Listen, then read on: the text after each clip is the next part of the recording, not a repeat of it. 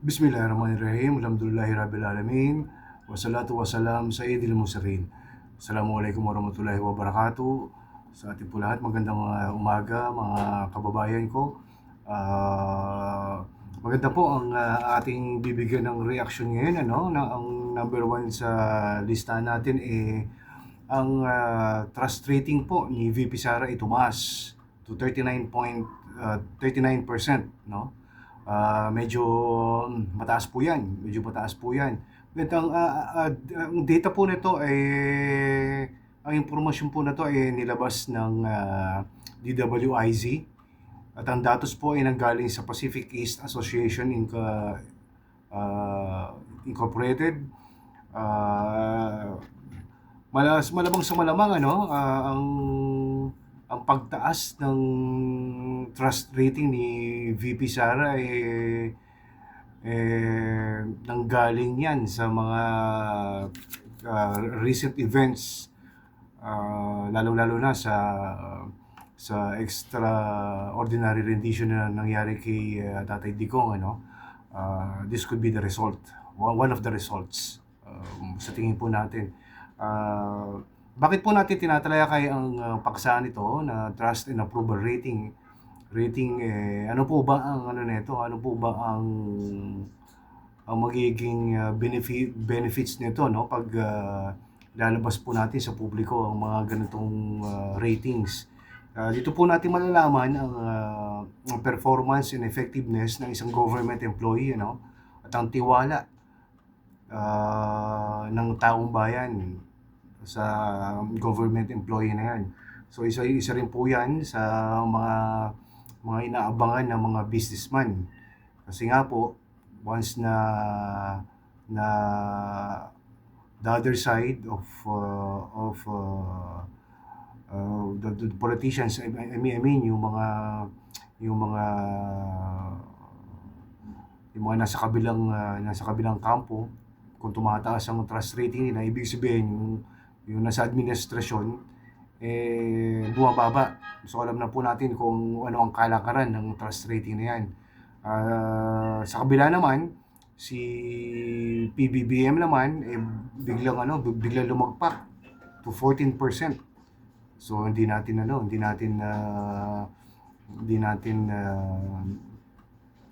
malaman kung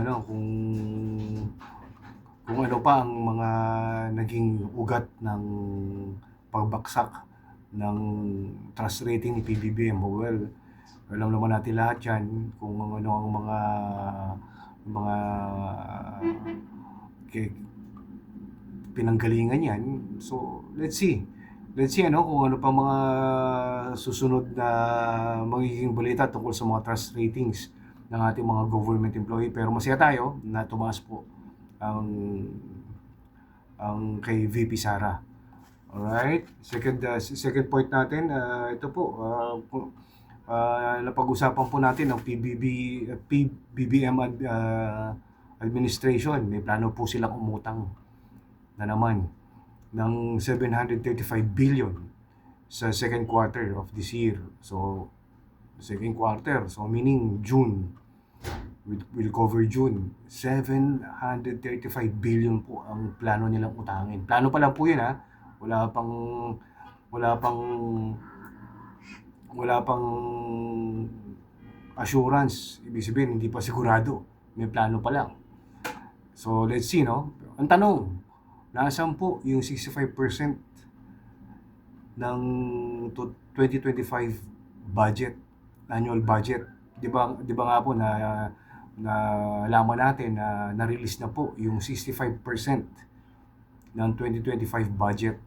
Ang total po ng 2025 budget natin is 6.325 trillion. 6.352 trillion. So 65% po niyan is nasa 4.1 trillion. Nalabas na po yun, na-release na po yun. 4.1 trillion pesos na ilabas na. At may balak pang umutang ng 735 billion. So, Anong dahilan? Well, hindi natin alam, pero naamoy natin kung anong dahilan, ano?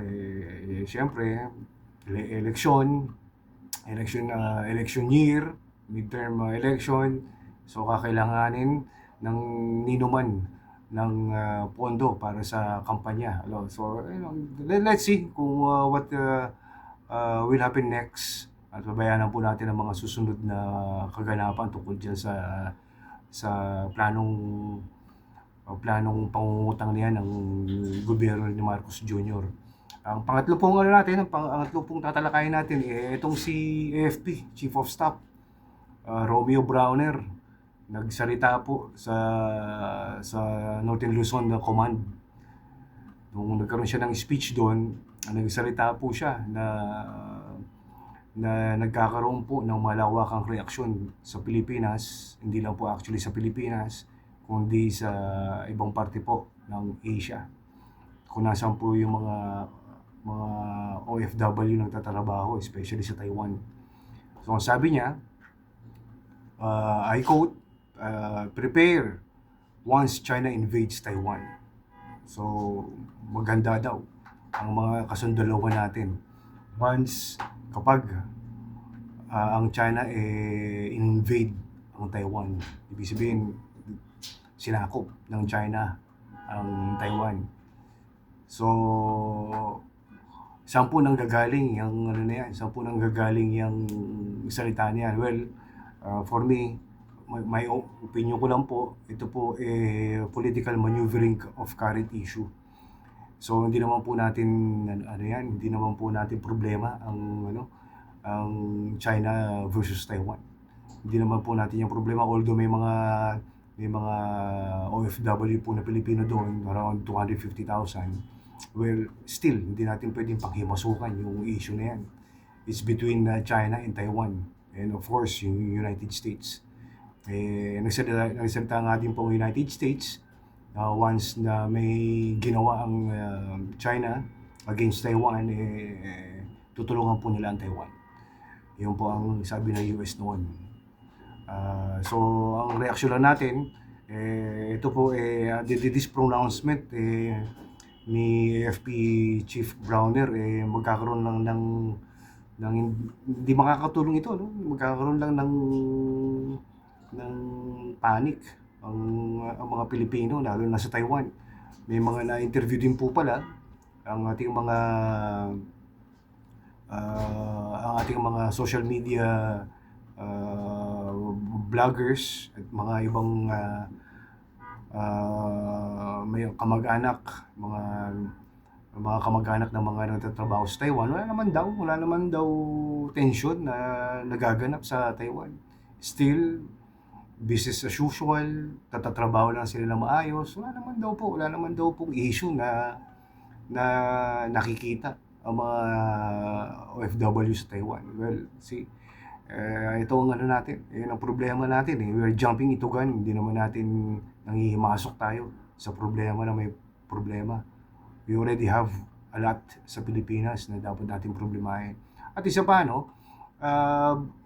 hindi ko lang maintindihan kung bakit may mga ganung pronouncement, since unang-una binawasan ang budget ng AFP, yung modernization ng AFP, binawasan for this year.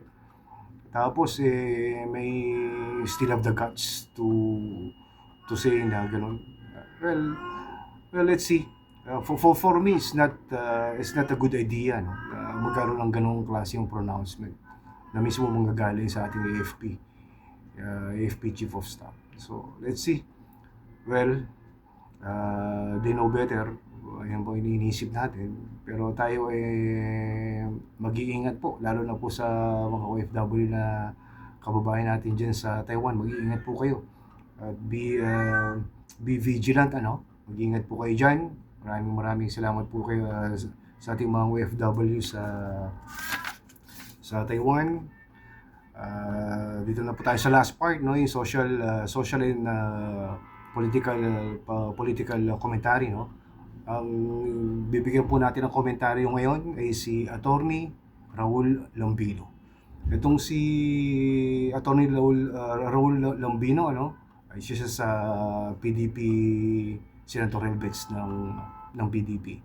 So kung po natin kakalimutan na naiboto yun. Pinanganak po siya sa Poso Rubio, Pangasinan. Pangasinense pala ito. Si Attorney Lambino. Nag-aral po siya ng Bachelor of Arts in Political Science sa University of Pangasinan. Cum laude po ito, si Attorney. Nagtapos po siya ng Bachelor of Laws sa University of Pangasinan din. Cum laude din po ito. Naging Professor of Law sa UE, College of Law, Manila. So talagang ano to, abogado talaga to si Attorney Lambino, no? Huwag po natin siyang kakalimutan na isama at iboto straight ang PDP laban. Kung sino po ang inendorso ng ating mahal na Tatay Digong, yun po ang iboto natin. Magtiwala po tayo sa kanya at